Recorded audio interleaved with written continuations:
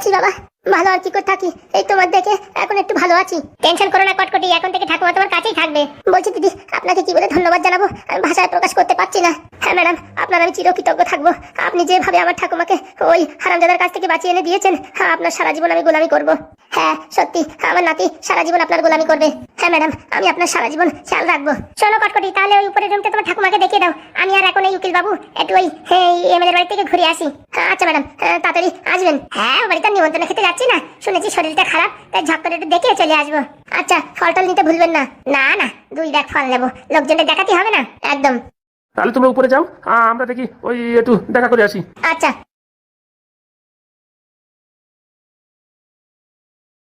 নাতু, বলো ঠাম্মা। বলছি কি, এই বাড়ি যা দেখছি জাঁকজমক করে বানিয়েছে, কত টাকার সম্পত্তি হবে? তা প্রায় 4-5 কোটি টাকার সম্পত্তি হবে। এই সব আমার চাই, সব চাই মানে এই বিষয় সম্পত্তি সব আমি ভোগ করতে চাই। এটা কিরকম করে হবে সে আমি জানি না কিরকম করে হবে, কিন্তু এই সব সম্পত্তি আমি আমার হাতে দেখতে চাই। বলছি কি, কিছু টাকা নয় ঝেপে দেওয়া যাবে, কিন্তু এই সব বিষয় সম্পত্তি কি করে ঝাড়বো? ভুলে গেছিস সেই ছোটবেলার কথা, যখন তোর বাপ মা তোরে ফেলাই দিয়ে চলে গেল? হ্যাঁ, তখন তোরে কোলেপিটি করে আমি মানুষ করেছি ছোটবেলার থেকে, এই অব্দি সব দেখাশোনা আমি করেছি। আর আজকে আমার ছোট্ট একটা আশা আকাঙ্ক্ষা পূরণ করতে পারবি না কটকটি? বলছি কি, ছোট্ট আশা তো পূরণ করতে পারবোই, কিন্তু এত বিষয় সম্পত্তি কি করে আমি তোমার নামে করে দেবো? বুদ্ধি লাগা বুদ্ধি। বলছি কি, যে মানুষটা আপনার উপর বিশ্বাস করে, আমার উপর বিশ্বাস করে আপনাকে ওই হারামজাদাদের হাত থেকে রক্ষা করলো, আমাদের এখানে থাকার বাসস্থান দিল, সবকিছু দিল, তার এত বড় ক্ষতি করবো? বাবা, তুই তো দেখি বড় সতী সাবিত্রী হয়ে গেছিস। না মানে ঠাকুমা, বলছি কি, অল্প কিছু নিয়ে বিদায় নিলে হয় না? আমাদের দুইজনের মানুষের আর কত টাকার দরকার? এই নাদের বিষয় সম্পত্তি অনেক কিছু বিক্রি করে নিয়ে আমরা এখান থেকে পকার পার হয়ে গেলে হয় না? সব দরকার আমার, সেই সব সম্পত্তি দরকার।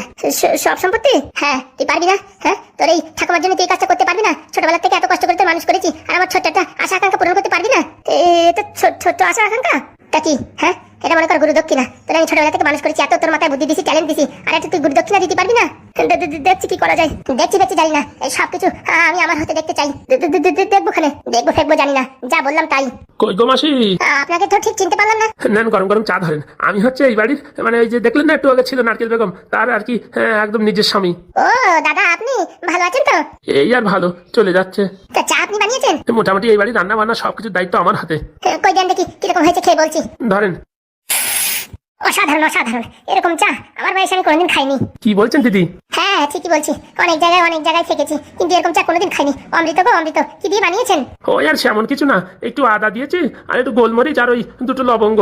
বললে হবে না, আপনার তো জাদু আছে। আমি বড় বড় হোটেলে চাও খেয়ে দেখেছি, এরকম সুস্বাদু কোনোদিন পাইনি। কি বলছেন, সবকিছু ঠিকঠাক হয়েছে তো?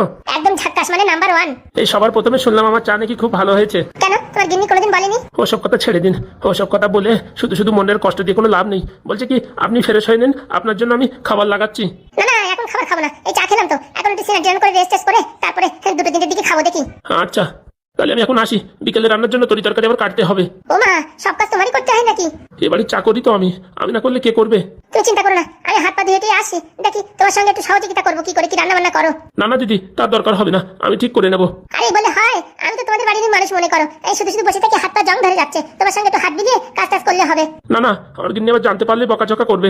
কিচ্ছু বলবে না, আমি তো আছি নাকি? দেখেন, শেষকালে আমারই দোষ হবে, খিস্তি খামারি সব আমারই দেবে। না কিচ্ছু বলবে না, আমি দিদিকে বুঝিয়ে বলবো। ঠিক আছে, আপনি একটু রেস্ট করে নিন, পরে আসবেন, আমি ওদিকে দেখি কাজকর্ম গুছাই। আচ্ছা, তোমার মতো মানুষ হয় না গো, এত সুন্দর চা বানিয়েছো, আমি তো ভাবতেই পারছি না। আবার কিনে টিনে আনোনি তো চা? না দিদি, আমি নিজের হাতে বানিয়েছি। খুব ভালো খুব ভালো। লেবু ছিল না, এরপর যদি একটু লেবু দিতাম না আর একটু বিট লবণ, ও বাবা সেই অসাধারণ হতো। এমনি যা হয়েছে তাই আমি মুগ্ধ। আচ্ছা, তাহলে আপনি রেস্ট করেন, আমি দেখি সব গোছগাছ করি। ঠিক আছে, আগে থেকে রান্না করবেন না, আমি আসবো, দেখবো কি করে রান্না করেন। এত সুন্দর যদি চা বানান, তাহলে রান্না তো অসাধারণ, মাইন্ড ব্লোয়িং হবে। কে জানে, হ্যাঁ রান্না তো করি, মোটামুটি সবাই তো খেয়ে নেয়। না খুব ভালো রান্না করো, আমি খেয়েছি তো, ভালো রান্না করো। তোমার নাতিটা না খুব ভালো, আমাদের ভীষণ উপকার করেছে। হ্যাঁ, ও খুব ভালো, আরো উপকার করবে তোমাদের, দেখবা কদিন পরে তোমাদের ভবিষ্যৎ পুরো একদম উজ্জ্বল হয়ে যাবে। হ্যাঁ, সে তো আমি জানি। ঠিক আছে, রেস্ট করেন। আচ্ছা, বলছি কটকটি, আমাদের কথাগুলো শোনেনি তো? না উনি একটু কানে কম শোনে। সত্যি বলছিস তো? যদি শুনে থাকে তাহলে কিন্তু এই পৃথিবীর বুকের থেকে সরাই দিতে হবে। না শুনতে পারে, মুখের ভাব দেখলে বোঝা যেত না। তা ঠিক বলেছিস, কিন্তু আমার সন্দেহ শুনে ফেলাইছে মনে হয়। আর তুই আমার আরেকটা বলবি তো, এই বাড়ি কে থাকে? আমি তো ভাবছি বাড়ি পুরো খালি। আরে না ঠাকুমা, শোনেনি কিছু, তুমি টেনশন নিও না। বলছি ঠাকুমা, চাটা কেমন হয়েছে? খুব ভালো। এই চাটের চা মানুষই খায়, ও তো এর প্রশংসা করার জন্য বলিছি। তুমি শুধু আমার রান্নার কাছে যাবা কিসের জন্য? হ্যাঁ সন্ধ্যে এই বিষয় সম্পত্তি সব হাতাতে গেলি নারকেল বেগমের মন জয় করতে হবে না? আরে বুড়ো ঢ্যামনা কি রান্না, তারপরে কেন লাস্টে আমার না খাইয়ে উপোস থাকতে হয়? তার জন্য কাছে থাকলে আমার মন মতন তো অন্তত রান্না করতে পারলাম, বুঝলিস? আর নারকেল বেগম দেখবে সংসারে তাল ঝোল করে উঠিছে, তখন আমাদের উপর বিশ্বাস করবে, বুঝতে পারিস? ও নিয়ে চাপ নেই, এমনি আমাদের উপর খুব বিশ্বাস করে। ঠিক আছে, যা আমার রুমটাই আমার ব্যাগ নিয়ে যা। কোথায় রেখেছো ব্যাগপত্র? বারান্দায় আছে। আচ্ছা তুমি উপরে যাও, আমি সব ব্যাগপত্র নিয়ে যাচ্ছি। ঠিক আছে। বলছি বৌমা কেমন আছো? আছি ভালো। কাকা, বাবা কেমন আছো? বলছি ফুটো কাকারে দেখছি না যে। আর বলিস না, কালকের সেই বাসি রুটি খাইয়ে তোর কাকার সেই ফুস পায়খানা হয়েছে। 5 মিনিট পর পর সেই দৌড়চ্ছে। কি বলছেন? পাতলা পায়খানা হয়েছে? আর বৌমা তোমার সামনে আর কি বলবো, সেই বিধিখিস্তি ব্যাপার। বলছি পায়েল, বৌমা কেমন আছো? ভালো আছি। বলছি মা, আজকে কোনো কষ্ট হয়নি তো? না না, কিসের কষ্ট? আপনার ছেলে যে আমারে ওই হেলিকপ্টারে করে আনিছে। কি বলছো পায়েল? আর সবাই প্রণাম করো, সবাই আমার প্রণাম নেবেন। আচ্ছা মা।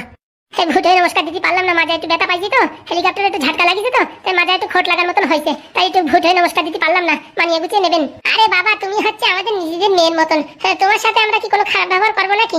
বলছি কাকা, আগের থেকে বলে দিচ্ছি, আমি কালকে সকালে কিন্তু আমার বাপের বাড়ি যাবো। ও মা, এই কি কথা, আসতে পারলে না? কালকে সকালে বাপের বাড়ি যাবো মানে? আমার বান্ধবীর বিয়ে, ওখানে না গেলে হবে না। বান্ধবীর বিয়ে? কোন বান্ধবী? বলছি মা, আজকেই তো সবে মাত্র আসলে, 2-4 দিন থাকার পরে যেতে। না না, বান্ধবীর বিয়ে, সেখানে আমার থাকতেই হবে, ওর জন্যই আসা। বলছি 2 দিন পরে গেলে হতো না? বিয়ের তো এখন 1 সপ্তাহ আছে। তোমার আমি কি বলছি আসার সময়, আর কোনো কাজে বাধা দেবা না, এখন হাসি মুখে থাকতে দাও, নাকি আমার মুখ কালো করে ঝগড়া করাতে চাও? না না ঠিক আছে। বলছি কি কোন রুমই থবো? ওই লাগেজ গুলো মাথা যে যন্ত্রণা করে যাচ্ছে, তখন থেকে মাথার উপরে এরকম ধরে রয়েছি।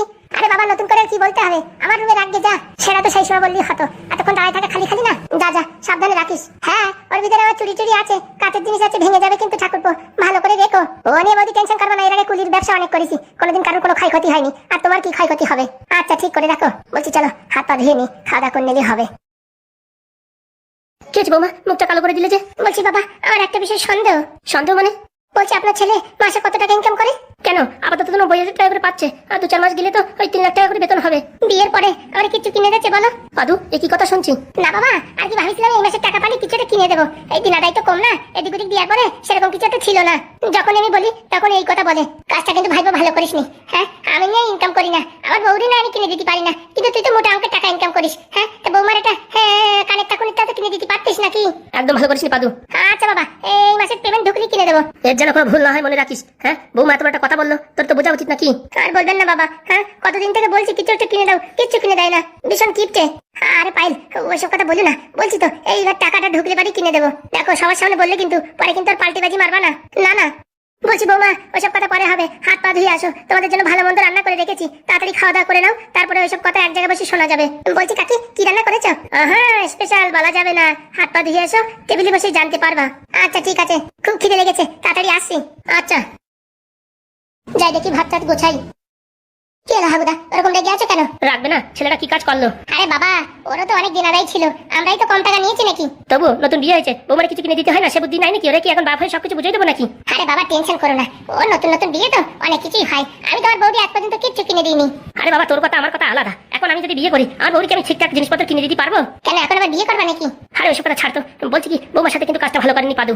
আরে তুমি ওই টেনশন করো না, সব ঠিক হয়ে যাবে, বলি তো এই মাসে টাকা ঢুকলি কিনে দেবে। ছি ছি ছি, বৌমা হয়ে শ্বশুর দিয়ে এরকম একটা কথা বললো, আমার একটা লজ্জা লাগছে। আরে এসব ছাড়ো, ওইসব মাথায় নিয়ে না, শুধু সব ঠিক হয়ে যাবে। বলছি ফুটোর কি অবস্থা? বলছি তুমি তো মিথ্যা কথা বলে কাটাই দিলে, কিন্তু পাদু তো দেখলেই বুঝতে পারবে। কোথায় আছে ফুটো? ওই তো ওই ঘরে চুপচাপ করে বসে আছে। শোন, এই পাদু আগে খাওয়া দাওয়া করে নিক, তারপরে যেন ব্যাপারটা জানে। আগে তো জানতে পারলি কেন আবার আগেতে খাওয়া দাওয়া করলো না, মন মানসিকতা কেন খারাপ হয়ে গেল। তা ঠিক বলিস, চল দেখি ফুটোর দাঁত থেকে একবার ঘুরে আসি। না না, ওখানে যাওয়ার দরকার নেই, যদি পারি পাদু ভাইপো সন্দেহ করবে। ঠিক আছে। বলছি যা গরম পড়েছে, চল একটু বাইরে যাই দাঁড়াই। চল। বলছি বাবা, কিন্তু এটাই তো ফুটোদের বাড়ি নাকি? হ্যাঁ। বাড়িতে কেউ আছেন? মনে হয় সব ক্যাটা কম্বল মুড়ি দিয়ে স্টেশনে গেছে। কি ব্যাপার আপনারা এখানে? উড়ি শালা, এখনো যা দুধের দাঁত ভাঙেনি সে বেরোই যাইছে। বলছি কি তুই কি এই বাড়িতে হত্যা বিধাতা নাকি? কি হয়েছে সেটা খুলে বলুন। বলছি ফুটো নাকি জেলে, সব হাবিজাবি খবর কে দেয়? ও মা কি বলো, গ্রামের সব লোক তো জানে যে ফুটো তো জেলে, ওই মহিলা কেসে নাকি জেলে গেছে। দেখেন এসে উল্টোপাল্টা কথা বলবেন না, কারা এইসব হাবিজাবি করেছে সে সব আমরা জানি, কে করেছে সব জানা আমাদের, কে করেছে সময় এসে সবাই জানতে পারবে। তো বলছি কি তার ছাড়ার কোনো ব্যবস্থা হয়েছে? যদি ছাড়াতে না পারো তাহলে বলো, আমার মা একটু চেষ্টা করলে পারে না, একদম সন্ধ্যের ভিতরে বাড়ি এনে দেবে তোমাদের ফুটো কাকারে। অলরেডি ফুটো কাকা বাড়ি বাড়ি কি করে আসলো? আরে এসব ভুলভাল বলছে মা, ভুলভাল না, সত্যি কথা বলো, কি দরকার? এই লাল কার সাথে কথা বলিস না? আরে দাদা ভালো আছেন তো? আপনারা হঠাৎ করে এখানে? বলছি শুনলাম নাকি ফুটো জেলে, তাই একটু দেখা করতে আসলাম। তাই ছেলে কি বলছে, ছেড়ে দেছে নাকি?